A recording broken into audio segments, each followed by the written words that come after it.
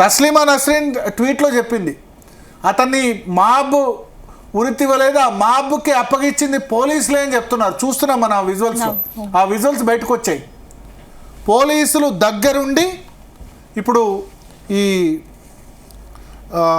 దీపుని అప్పగించి మాబ్కి అప్పగించి చంపించారు. సో దీనికి ఎవరు రెస్పాన్సిబుల్ వహించాలి? బంగ్లాదేశ్ ప్రభుత్వం కాదా? మహమ్మద్ యూనిస్ కాదా? సో తస్లీమా నస్రీన్ మొన్న ట్వీట్ చేసినప్పుడు, ఎందుకంటే ఆమె బంగ్లాదేశ్ నుంచే వచ్చింది, బంగ్లాదేశ్లో అక్కడి మత ఛాందసవాదులు ఫత్వా జారీ చేస్తే ఇండియాకు వచ్చి తలదాచుకుంది. ఆమె చెప్పింది కరెక్ట్ అని ఇప్పుడు అర్థమైంది. సో చాలా దారుణమైన పరిస్థితి.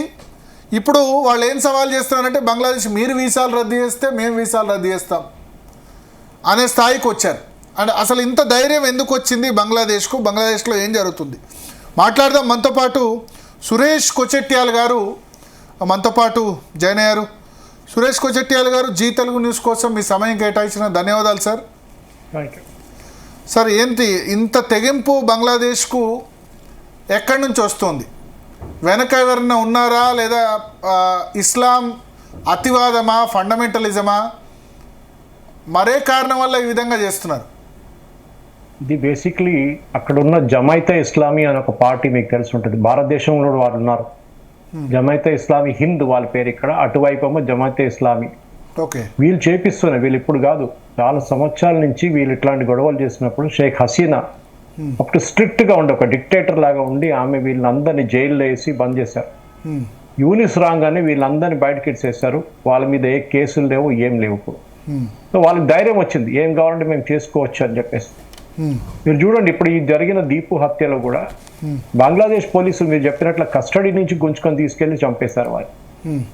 సరే, ఇప్పుడు మన ఎంబసీ బయట, ఏది మన బంగ్లాదేశ్ ఎంబసీ బయట చాణక్యపురంలో నిన్న ఒక చిన్న ప్రదర్శన, అక్కడ ఒక ప్రొటెస్ట్ జరిగితే దానికి పెద్ద న్యూస్ చేశారు బంగ్లాదేశ్లో. అది మన వాళ్ళు ఒక కిలోమీటర్ దూరం ఉన్నారు, అర్ధ కిలోమీటర్ దూరంలో ఒక డెమాన్స్ట్రేషన్ చేస్తే 25 మంది దాన్ని పెద్ద న్యూస్గా చూపించారు బంగ్లాదేశ్ మీడియాలో. బంగ్లాదేశ్లో బేసిక్లీ ఇప్పుడు పాకిస్తాన్ ఒక వర్షన్ 2.0 తయారైతుంది. అంటే పాకిస్తాన్ అక్కడ ఉన్నారు, పాకిస్తాన్ 71లో ఓడిపోయిన వాళ్ళ ఏం చెప్తారు, వాళ్ళతో పగ తీర్చుకుంటున్నారు భారతదేశానికి. కావాలని చెప్పి బంగ్లాదేశ్కి ఆయుధాలు ఇస్తున్నారు, బంగ్లాదేశ్కి కావాల్సిన సహాయం ఇస్తున్నారు, బంగ్లాదేశ్కి కావాల్సిన శాటిలైట్ ఎనర్జీ టర్కీతోని తెప్పించుకొని వాళ్ళు బంగ్లాదేశ్కి ఇస్తున్నారు. ఇదంతా చేస్తున్నప్పుడు కూడా మనం గుర్తుపెట్టుకోవాలి, మీరు చెప్పినట్లు 1 కోటి మంది కన్నా ఎక్కువ హిందువులు అక్కడ ఉన్నారు. దీంట్లో చాలా మంది 71లో దాని తర్వాత కూడా పారిపోయి భారతదేశం వైపు వచ్చేస్తారు. ముందు 47లో వచ్చారు, తర్వాత 71లో వచ్చారు. షేక్ ముజీబుర్ రెహమాన్ హత్య తర్వాత చాలా మంది మళ్ళీ భారతదేశం వైపు పరిగెత్తుకుంటూ వచ్చారు. వీళ్ళ కోసమే మోదీ గవర్నమెంట్ సిఏఏ తీసుకొచ్చారు, మనందరికి తెలిసిందే, సిటిజన్షిప్ అమెండ్మెంట్ యాక్ట్. అంటే బంగ్లాదేశ్లో ఉన్న మైనారిటీస్, అది హిందువులు కావచ్చు, పార్సీలు కావచ్చు, జైన్స్ కావచ్చు, క్రిస్టియన్స్ కావచ్చు, వీళ్ళెవరికైనా భారతదేశం వైపు రావాలంటే ఇక్కడ వచ్చి మనం వాళ్ళకి సిటిజన్షిప్ ఇస్తాం.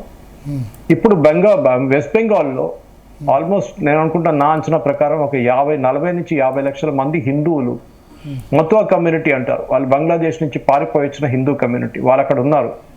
వాళ్ళకి ఇప్పుడు గవర్నమెంట్ సిటిజన్షిప్ ఇవ్వడం మొదలు పెట్టారు, ఎందుకంటే అది పెద్ద ప్రాసెస్. వీళ్ళు నిజంగా అక్కడి నుంచి హిందువులేనా లేకుంటే ఏదైనా పాకిస్తాన్ ఏజెంట్గా తయారై ఇక్కడికి వచ్చారని చెప్పి చాలా మటుకు బ్యాక్గ్రౌండ్ చెక్ చేయాల్సి వస్తుంది. మనకు తెలిసింది సిఏ బిల్ పాస్ చేసిన తర్వాత కూడా కొంచెం టైం పట్టింది రూల్స్ ఫ్రేమ్ చేయడానికి. 2 సంవత్సరాల ముందు ఎలక్షన్ ముందే రూల్స్ ఫ్రేమ్ చేశారు. ఇప్పుడు దాని ప్రకారం సిటిజన్షిప్ ఇవ్వడం మొదలు పెట్టారు. నిన్ననే మోదీ గారు మాట్లాడుతూ అక్కడ వెళ్ళి మిమ్మల్ని మేము కాపాడుకుంటాం, మీకోసం సిటిజన్షిప్ మేము డెఫినెట్గా ఇస్తాం. ఎందుకంటే 2024 ఎలక్షన్లో బీజేపీకి ఈ కమ్యూనిటీ పెద్ద చేయొచ్చు, వాళ్ళకి సిటిజన్షిప్ ఇవ్వకపోవడంలో వాళ్ళ కోపం బీజేపీ మీద తీర్చుకున్నారు వాళ్ళు. బీజేపీకి లాస్ట్ టైం వచ్చిన సీట్ 18 కన్నా తగ్గి 12 దాకా వచ్చారు వాళ్ళు. ఇది జరిగింది వెస్ట్ బెంగాల్. మమతా బెనర్జీ చూడండి, ఒక మాట మాట్లాడలేదు దీని గురించి, అక్కడ జరిగిన హత్య కానీ ఏమైనా. ఎందుకంటే ఇదే హత్య మీకు గుర్తుంటుంది, ముర్షిదాబాద్లో జరిగింది వెస్ట్ బెంగాల్లో. హిందువులు ఇంటి మీద దాడి చేసి హిందూ ఇంటి తగలబెట్టడము, హిందువుని చంపడం అంతా వెస్ట్ బెంగాల్లో జరిగిందే, కొత్తదేం కాదు అది. అటువైపు బంగ్లాదేశ్లో జరుగుతుంది, ఇటువైపు ఏమో ఇక్కడ ముర్షిదాబాద్, మాల్డా, వెస్ట్ బెంగాల్లో జరుగుతుంది. మమతా బెనర్జీ ప్రొటెక్షన్. సో దీనికి కొత్తదేం లేదు. బంగ్లాదేశ్లో ఉన్న ప్రొటెస్ట్ కోసం కావాలంటే ఇక్కడున్న జమైతే ఇస్లామీ వాళ్ళు కూడా సపోర్ట్ ఇస్తారు. వాళ్ళకి తెలుసు అది ఒక రిలీజియస్ బ్యాటిల్ నడుస్తుంది బంగ్లాదేశ్లో. మన అందరూ తెలుసు బంగ్లాదేశ్ ఇప్పుడున్న ఎకనామిక్ పరిస్థితి చాలా దారుణం. వాళ్ళ టెక్స్టైల్ ఎక్స్పోర్ట్ దెబ్బతిన్నది పెద్ద ఇంపాక్ట్గా. కానీ ఇప్పుడు భారతదేశం నుంచి కొంచెం టారిఫ్ అయిన దాకా కొంచెం ఎక్స్పోర్ట్స్ నడుస్తుంది వాళ్ళు. రెండోది వాళ్ళది జూట్ ఎక్స్పోర్ట్, అది కూడా మనం ఆపేసాం మొత్తం ఆల్మోస్ట్. ఎందుకంటే మన వైపు నుంచి వేస్తున్న రా మెటీరియల్ మనం ఆపేసాం వెస్ట్ బెంగాల్ నుంచి. మూడోదేమో వాళ్ళ చిన్న ఫార్మస్యూటికల్స్ ఉంది, అదంతా పెద్ద బిజినెస్ ఏం కాదు. నాలుగోదేమో షింప్ అండ్ ఫిషరీస్. ఈ 4 సెక్టర్లు కూడా భారతదేశం ఏం చేయాలంటే బంగ్లాదేశ్ని ఎకనామికలీ కంప్లీట్గా క్రిపుల్ చేసి పడేసేయాలి, వాళ్ళ గొంతు నొక్కేయాలన్నమాట. అది చేయాల్సింది మన ఏ సైనిక కార్వాయి సైనిక ఇది చేయడం ఏం చేయక్కర్లేదు, ఎందుకంటే అది పెద్ద ఇష్యూ అయిపోతుంది తర్వాత. ఇది అయితే ఏంటంటే ఒక దోమని కొట్టడానికి సుత్తి యూజ్ చేసినట్లు అయిపోతుంది, అంత పెద్ద అక్కర్లేదు మనకి. ఇప్పుడు చేయాల్సింది ఏంటంటే బంగ్లాదేశ్ని స్లోలీ ఐసోలేట్ చేయాల్సి వస్తుంది. వాళ్ళ వైపు నుంచి అక్కడ చేస్తున్న అత్యాచారాల గురించి ఇంటర్నేషనల్ ఫోరంలో, ఇప్పుడు ఫర్ ఎగ్జాంపుల్ దీపు హత్యని ఇంటర్నేషనల్ ఫోరంలో తీసుకెళ్లి నెతన్యాహు మీద ఇంటర్నేషనల్ కోర్ట్ ఆఫ్ జస్టిస్ ఎట్లా అరెస్ట్ వారెంట్ ఇష్యూ చేయించారో అది ఏం కాదులే, కానీ ఒక వార్నింగ్ లాగా ఉంటుంది అన్నమాట బంగ్లాదేశ్కి. ఎందుకంటే ఈ మొహమ్మద్ యూనిసే కదా నోబెల్ ప్రైజ్ తీసుకుని ఇట్లాంటి పని చేస్తున్నాడు. ఏమన్నాడు మొన్న ఐడి హత్య తర్వాత, మేము ఆయన ఏది కావాలని అనుకున్నాం ఏమో చేసి చూపిస్తామని. అంటే భారతదేశంలో ఉన్న నార్త్ ఈస్ట్ ని గుంజుకుంటారు, వీళ్ళకి అసలు దమ్మే లేదు ఎక్కడ చేయడానికి. వీళ్ళు ఏం చెప్తారు, కళల్లో కూడా వీళ్ళకి అది రాదు బంగ్లాదేశ్లో ఉన్న ఈ పార్టీలకి.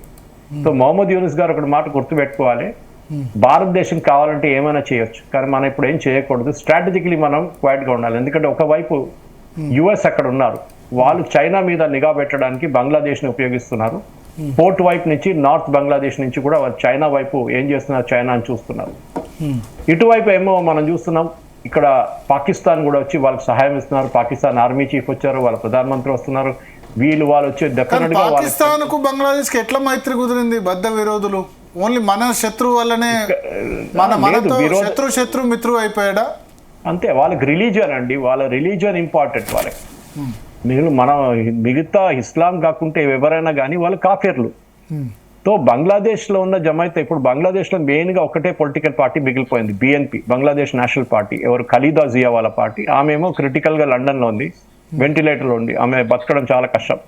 వాళ్ళ కొడుకు ఇప్పుడు బంగ్లాదేశ్లో క్యాంపెయిన్ మొదలు పెడుతున్నాడు. బంగ్లాదేశ్ ఇప్పుడు జరగబోతుంది ఏంటంటే రెండు మేజర్ ఇన్సిడెంట్స్ ఇంకా బంగ్లాదేశ్లో రాబోతుంది వచ్చే నెలల్లో. ఒకటి అక్కడ ఎలక్షన్, అది ఫిబ్రవరిలో జరగవచ్చు అంటున్నారు, కానీ నాకు ఇప్పుడైతే డౌట్ ఉంది ఫిబ్రవరిలో ఏమైనా జరుగుతుందో లేదో. రెండవది రెఫరెండం, అంటే మనకు ఒక రాష్ట్రపతి కావాలి, ఆ రాష్ట్రపతి పవర్ ఏముండాలి, రాష్ట్రపతికి ఎట్లాంటి పవర్స్ ఇవ్వాలి అని చెప్పి ఒక రెఫరెండం. అది కాకుండా వాళ్ళ లోవర్ హౌస్, వాళ్ళ అప్పర్ హౌస్ అంటారు మన రాజ్యసభ లాగా, అక్కడికి నామినేషన్ చేయడానికి ఇక్కడ లోవర్ హౌస్ లో వచ్చిన ఓట్లు, ఫర్ ఎగ్జాంపుల్ ఇప్పుడు బంగ్లాదేశ్ నేషనల్ పార్టీకి 35% ఓట్లు వచ్చింది అనుకోండి, లేకుంటే 40% ఓట్లు వస్తే వాళ్ళు 40% మందిని వాళ్ళ అప్పర్ హౌస్ కి నామినేట్ చేసుకోవచ్చు. ఇది కొత్త ఒక పద్ధతి తీసుకొస్తున్నారు వాళ్ళు.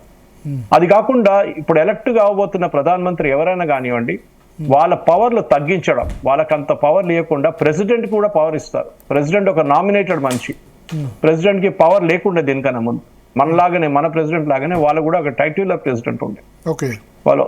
అది ఇప్పుడు ఏం చేస్తున్నారు అంటే ప్రెసిడెంట్ పవర్ ఎక్కువ చేసి ప్రైమ్ మినిస్టర్ పవర్ తగ్గించి 50% ఇక్కడ చేసి 50% అక్కడికి ఇస్తున్నారు. ఇది బంగ్లాదేశ్ లో జరుగుతున్న ఇప్పుడున్న కాదు. మనం ఏం చేయక్కర్లేదు. ఇప్పుడు మన ప్రెషర్ ఇండైరెక్ట్ గా పెడుతూ ఉండాలి. మన ఇంటెలిజెన్స్ ఏజెన్సీస్ కానీ మన రా కానీ వీళ్ళందరూ వాళ్ళ పని వాళ్ళు చేస్తున్నారు.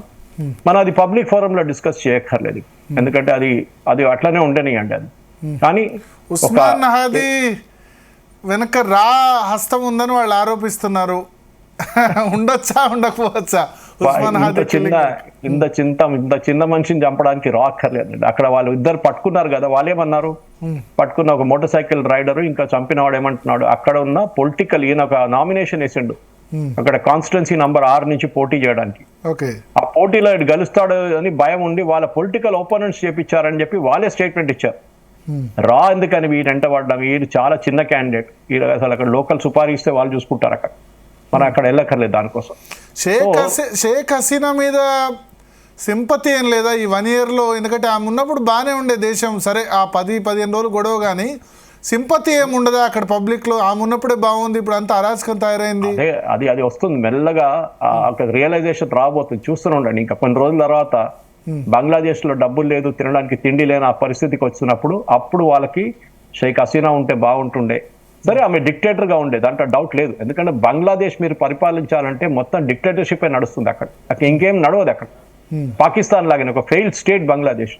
మనం 71లో మన సోల్జర్స్ని అక్కడ కోల్పోయి వాళ్ళకి మనం ₹5 బస్ టికెట్ లో మనం బస్ టికెట్ కొంటున్నప్పుడు ఆ టైంలో 5 పైసలు మనం ఒక బస్ టికెట్ నుంచి వాళ్ళకి ఇచ్చాం రిలీఫ్ ఫండ్ గా. మనం స్టాంపులు ఇష్యూ చేసాం బంగ్లాదేశ్ కోసం. ఇదన్నీ చేసి ఇచ్చిన తర్వాత ఈ మూర్ఖులు చూడండి ఇప్పుడు మన వైపు తిరుగుతున్నారు. భస్మాసుర్ ఎఫెక్ట్ అంటారు నేను దీనప్పుడు. మన తల మీద చేయి తీసుకొచ్చి పెడతారు వాళ్ళు. ఇట్లాంటి వాళ్ళకి మనం మెర్సీ ఉండకూడదు. మనం చేయాల్సింది మనం చేసాలి. అదాని 17% బంగ్లాదేశ్కి 12 నుంచి 17% పవర్ సప్లై చేస్తారు వాళ్ళ ప్లాంట్, జార్ఖండ్లో ఉన్న ప్లాంట్ నుంచి. ఆ కరెంటు కూడా మెల్లగా బంద్ చేయాలి అంతే. బంగ్లాదేశ్ అంధకారంలో వెళ్ళిపోతుంది. మనం చేయాల్సింది మనం చేస్తూనే ఉండాలి. బే ఆఫ్ బెంగాల్లో మన నేవీ ప్రెసెన్స్ పెంచుకోవాలి. పాకిస్తాన్ వైపు నుంచి ఏదైనా ఆయుధాలు తీసుకుంటే అక్కడ మనం పట్టుకోవచ్చు దాన్ని. ఎందుకంటే యుఎస్ కూడా అదే చేస్తున్నారు వెనుజువేలాలో. మనం కూడా చేసేది అది తప్పేం లేదు. యుఎస్ రేపు చెప్పలేరు మీరు చేయకూడదు, మీరు అదే చేస్తున్నారు కదా వెనుజువేలాలో, మేము కూడా చేస్తాం బంగ్లాదేశ్ వైపు. ఇట్లానే ప్రెషర్ పెట్టుకుంటే పోతే యూనిస్ పారిపోతాడు అక్కడ. చూడండి నేను రాసిస్తాను మీకు, ఫిబ్రవరి మార్చ్లో యూనిస్ అక్కడి నుంచి పారిపోతాడు 100%. ఎందుకంటే ఆయన కోసం ఆయన ఒక అడ్మినిస్ట్రేటర్ కాదు, ఆయన ఒక ఎన్జిఓ నడిపించిన మనిషి అంతే. ఆయనకి ఎన్నో ఎక్స్పీరియన్స్ అంతే. ప్రపంచ శాంతి బహుమతి గ్రహీత అశాంతి మొత్తం ఇప్పుడు బంగ్లాదేశ్లో ఇంత అశాంతికి కారణమైనాడు. ఈ శాంతి పురస్కారం అనేది మన అందరికి తెలిసిందే. ఆయన పెట్టిన గ్రామీణ బ్యాంక్ సంగతి మీకు తెలిసిందే. అయిపోయింది ఇప్పుడు అది బంద్ అయిపడి ఉంది మొత్తం. ఒక మన దగ్గర మల్టీ లెవెల్ మార్కెటింగ్ అంటారు. అంటే మీరు ఒకరిని పట్టుకుంటే వాళ్ళు 5 మందిని పట్టుకోవాలి, ఆ 5 మందిలో 5 మందిని పట్టుకురావాలి. ఆ స్కీమ్ ఉండే ఆయనది అక్కడ, చైన్ స్కీమ్. Chain scheme. ఆ చైన్ బ్రేక్ అయింది, ఆ బంద్ అయిపోయింది. ఇప్పుడు ఎవరు మాట్లాడలేదు దాని గురించి. మన వాళ్ళు ఏమో యూపీఏ హయాంలో అదే మోడల్ మన భారతదేశంలో కూడా రెప్లికేట్ చేయాలని చెప్పారు. మంచిగా చేయలేదు, మంచి బుద్ధి ఎవరికో ఉండేది చేయకూడదు అని చెప్పేసి. సో ఈ నోబెల్ పీస్ ప్రైజ్ రావడము, మ్యాక్సెస్ అవార్డు ఇవ్వడము అదంతా పెద్ద స్కామ్. దీంట్లో పెద్ద దానికి సెల్ఫిష్ ఇంట్రెస్ట్ ఉంటుంది. ఫిజిక్స్, కెమిస్ట్రీ, మ్యాథమెటిక్స్ లాంటి ఎకనామిక్స్ లో నోబెల్ ఇవ్వడం ఇంకోటి.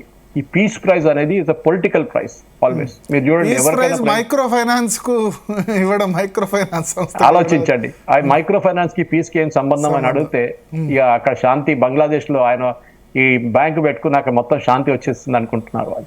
కానీ మనం ఇప్పుడు చూస్తున్నాం ఒక అడ్మినిస్ట్రేటర్ అంటే ఆయనకు సంతకం పెట్టుకోవడానికి కూడా ఆథరైజేషన్ లేదు. Not even an acting prime minister, is only an adviser. ఒక అడ్వైజర్ ఒక దేశం ఎన్ని రోజులు నడిపిస్తారండి. కానీ దీని అన్నిటికీ మెచ్చుకోవాల్సింది బంగ్లాదేశ్ లో ఉన్న ఆర్మీని. ఇది సిమిలర్ ఇన్సిడెంట్ పాకిస్తాన్ లో జరిగితే ఇప్పుడు దాకా అక్కడ మార్షల్ లా పెట్టేసి ఆర్మీ మొత్తం టేక్ ఓవర్ చేస్తుంది. కానీ బంగ్లాదేశ్ ఆర్మీ చూడండి ఇప్పుడు కూడా వాళ్ళు బ్యారక్స్ లో ఉన్నారు, వాళ్ళు రియాక్ట్ కావట్లేదు దేనికి. అది పెద్ద ఒక రెవల్యూషన్. ఎందుకంటే బంగ్లాదేశ్ లో ఉన్న ఆర్మీ చాలా మటుకు న్యూట్రల్ గా ఉంటారు. కానీ చెప్పలేము ఎన్ని రోజులు వాళ్ళు ఇట్లా ఉంటుంది. ఎందుకంటే ముందు ఖాలిదా జియా వాళ్ళ హస్బెండ్ అప్పుడు ఆర్మీ చీఫ్ ఉండే, ఆయన టేక్ ఓవర్ చేసుకుని మీకు గుర్తుంటుంది.